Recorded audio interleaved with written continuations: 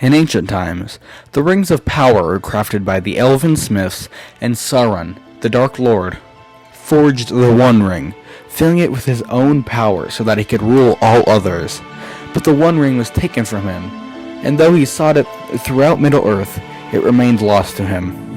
After many, many ages, it fell into the hands of young Bilbo Baggins, as told in The Hobbit, in a sleepy village of the Shire. Now, Bilbo's next of kin, Frodo Baggins, finds himself faced with an immense task, as his elderly cousin Bilbo entrusted the ring to his care. Frodo must leave his home and make a perilous journey across Middle-earth to find the Cracks of Doom, there to destroy the ring and foil the Dark Lord's evil purpose.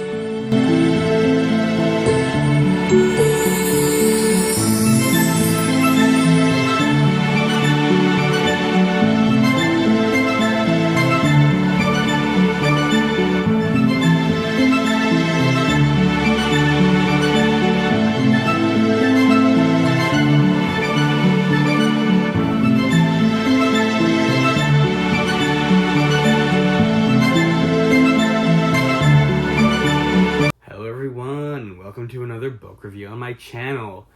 As you can tell from the thumbnail and title, today we're going to be reviewing The Fellowship of the Ring by J.R.R. Tolkien.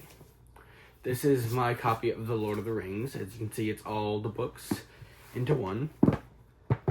This is the author this is the illustrated by the author edition, the basic edition. I want to get the deluxe edition. This is going to be my reading version because I really like books with illustrations. I'll show you the illustrations after near the end of the review, but you probably knew that already. Yeah. That out of the way, let's get into the review. Okay, one more thing. I have unfortunately lost my microphone I wear in every video. It usually goes right here. So I have these earphones in this time, so hopefully that helps with the audio a little bit, because I heard these work as microphones, but I could be wrong. So, that out of the way, now we can actually get into the review. Now, first thing I'd like to say is this book was very good.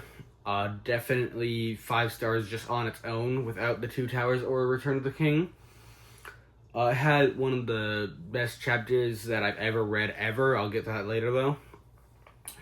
So the book starts out with Bilbo, we catch up with Bilbo from, I'm gonna need this for later, so, dang it, that's fine, from The Hobbit. Yeah, so we catch up with Bilbo from The Hobbit, and it's been I think 60 years since the events of The Hobbit, and Bilbo, he is now turning 111, I believe. Let me double check. Yeah, he's turning 111, which they call 11th. And so they have this big party where they invite everyone from the Shire. And this is also where we first meet Merry, Pippin, and Sam. But then near the end of this chapter, Bilbo puts on the ring that he found in the cave from The Hobbit. He puts it on, and Gandalf, so no one would know about the ring, makes smoke appear around him, so that he can sneak back into this other area of his house or hole, and Gandalf's waiting there for him. And what I found really interesting was they actually had Bilbo show effects of being taken over by the ring. He calls the ring "my precious," as Gollum did in The Hobbit. And I thought that was really interesting, but then eventually he, gets out of the ring and he puts it down, and then he travels off into the darkness. So then another time jump happens. It's 17 years after that. So now Frodo, who is our main hobbit of this book, and the other two Lord of the Rings books, he is turning, I think, 50. And it's been 17 years after Bilbo left, and Gandalf he also had a conversation with Gandalf, and Gandalf basically told him, "Hey, I'll be back soon. Watch over the ring." He was not back soon, as you know, because 17 years is definitely not soon. But whatever, time works differently. It's fantasy. But yeah, so he comes back, and this is in chapter 2. We actually get a lot of important information about the ring. Like this is basically just we get the what the Elfish script on the ring means. We get the origin of Gollum, and we get like how who the ring belongs to, and why it exists. And this is when we learned about Sauron, the Dark Lord. Then, with chapter 3 is when he's really working on moving out, I think. I gotta double check that. Yeah, this is really when he starts moving, and I also believe this is when we first are introduced to this is when we're first introduced to the Black Riders as well. So the way, this might have just been this might have just been because I was listening to an immersive audiobook while I was reading. And the valley and the forest were lost to view. The air grew warmer between the green walls of hillside and hillside, and the scent of turf rose strong and sweet as they breathed. But the Black Riders, they actually gave me goosebumps. That's how creepy they were. They really well done in the book. Also, the voice they have in the audiobook is also really unsettling. But anyway, he gets to the house, right? And then he has to kind of break to his friends, who are Merry, Sam, Pippin, and another elf named Fatty. Not elf, hobbit named Fatty. That he has to leave, but they reveal that they already knew. So Pippin, Merry, and Sam decide that they're going to go with him, but Fatty stays behind. I don't remember why, though. So then the day after that, they set out to leave. And then they get to this forest.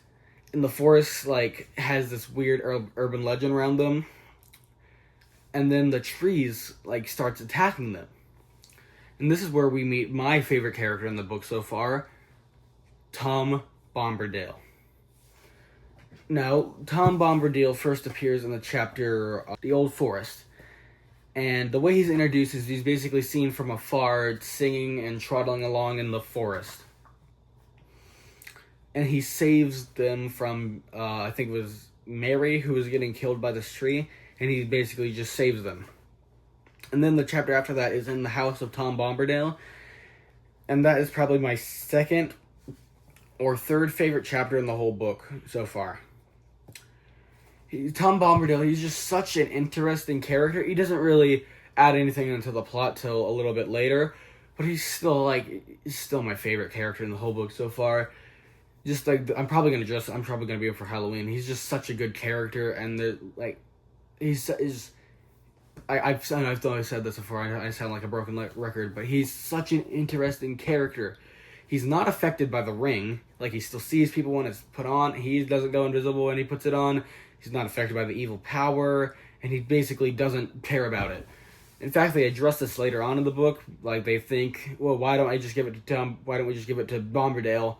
But they basically say that since he's not affected by it, he'll think of it nothing more like how we would think of a piece of dust, basically. And he'd probably lose it on his way to Mordor. After this, they basically get, I don't remember what the creature was called, but they get kidnapped by something in this, field, and then they go to this place called Bree. Now, Bree also has a really nice character. I forgot what his name is, but he's basically the manager of this hotel called the Prancing Pony. Well, not a hotel, but an inn called the Prancing Pony. Butterbur. Yeah, Butterbur. He owns the Prancing Pony. And this is also where we are introduced to Strider. Strider is also known as Aragorn, son of Arathorn. He's not my favorite character, but I still like him a lot. So basically, they have this so they learn that Butterbur is close with Gandalf, because at this point in the book, Gandalf still hasn't returned to join them on their journey.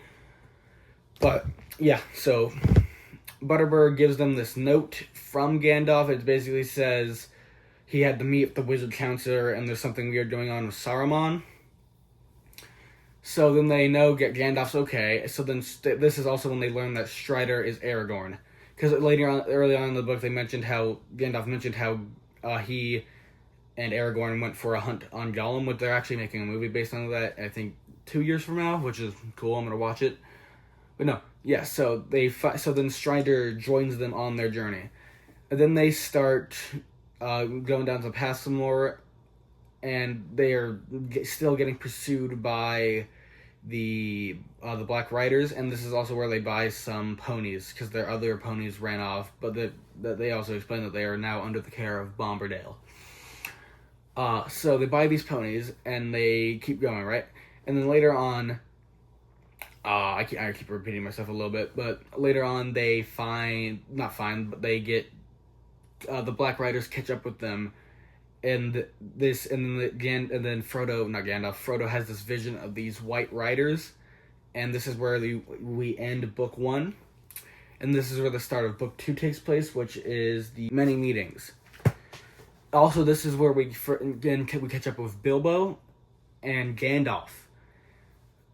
So the way this chapter starts is Frodo wakes up and he has a conversation with Gandalf. Oh, forgot to mention this. Early on in the book, Frodo was cut with a poisoned sword by one of the Black Riders, and he was basically unconscious for a little bit. And they had to do some kind of surgery on his arm to get the fragment of the blade removed. And this is also the chapter where Bilbo gives Sting, which is the sword that Bilbo used from The Hobbit, to Frodo. I don't know. This is either one of the first chapters in book 2 or one of the last chapters in book 1, but they find the stone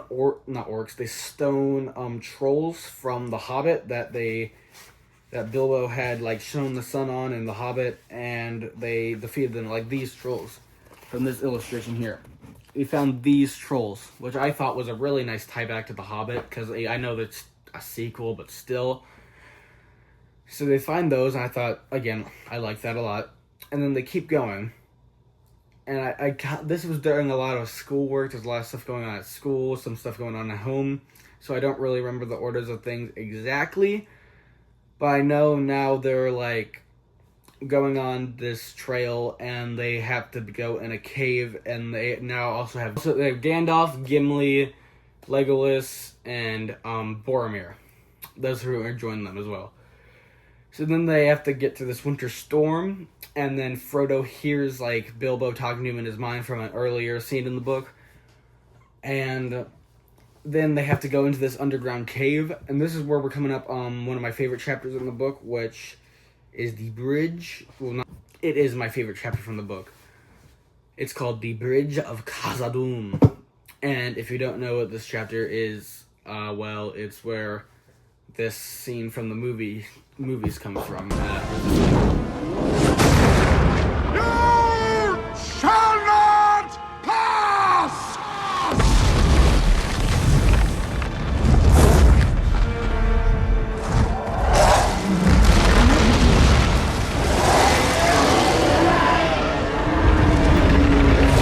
Also a little annoyed with this chapter.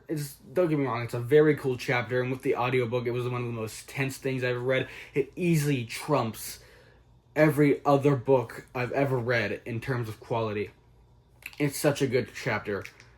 It could honestly be its own short story. I mean, it wouldn't make sense as its own short story, but I would like it if it was its own short story.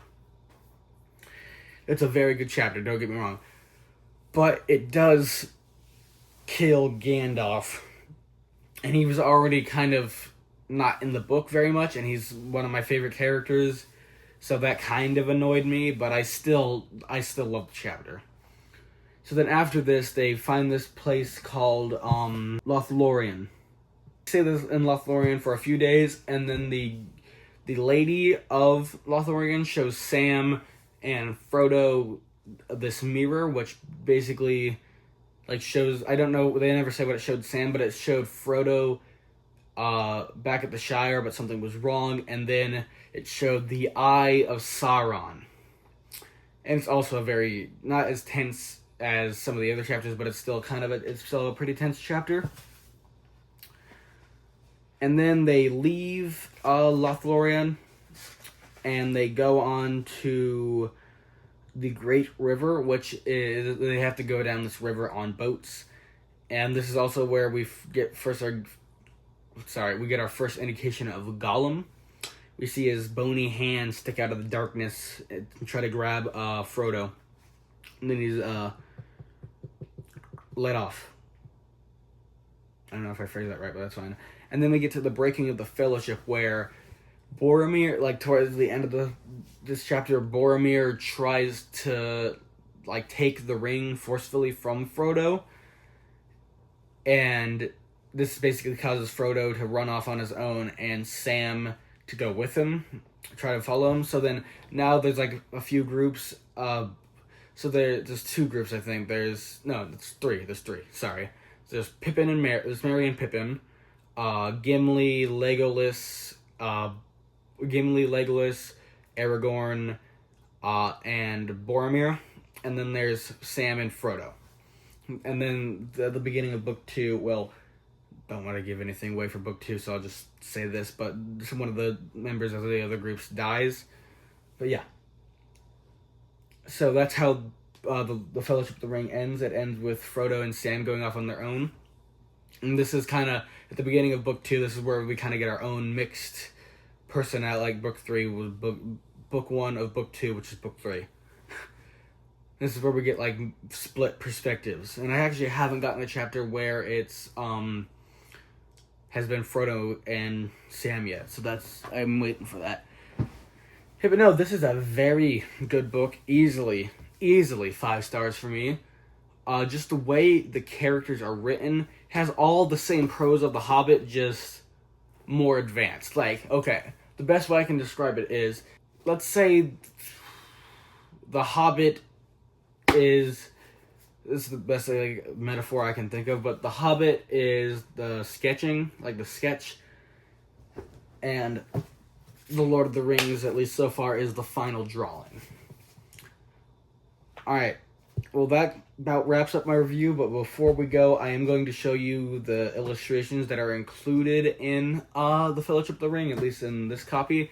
The normal copy that you can find on the shelves does not have illustrations, except for a few maps and the gate of the gate thing. I don't remember the exact name, but first I'm going to show you the maps that it comes with. It comes with really nice pull-out maps. This is the first one. I have to see what it is. Okay, this is the map of Mordor, Gondor, and Rohan. Oops. And then this one is the map of Middle-earth from the Third Age.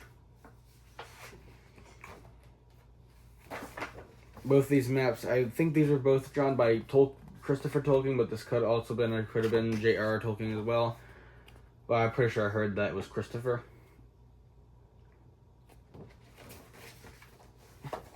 These are really nice to have. I want to get the nicer edition with the bigger maps so I can frame those. And now we're going on to the illustrations from the books. We have a part of the Shire. This is included with the standards paperback you can buy. Oh, I gotta hold this differently. I don't want to rip it. This is a part of the Shire. This is where I think Bilbo's house is, at Bag End.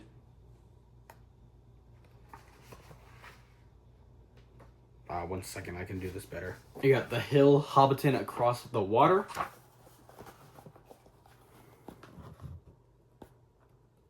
We got Bag End,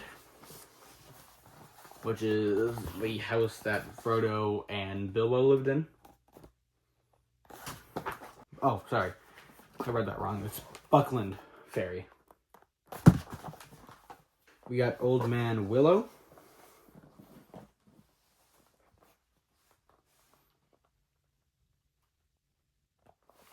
We got the Plan of Bree. Or that plane, it could be plain. We got Rivendell, which is where the Council of Elrond takes place.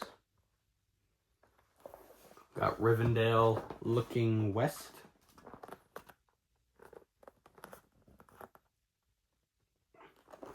Got a map of the Misty Mountains and Miromir. We got Moria Gate.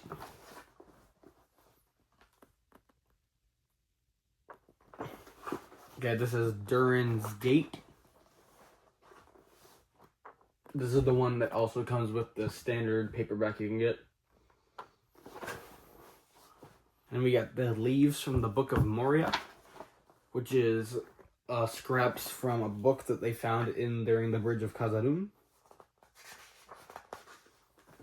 Here's the first two. I don't know how far away to hold it from the camera, so hopefully that's good. And then here's the last one.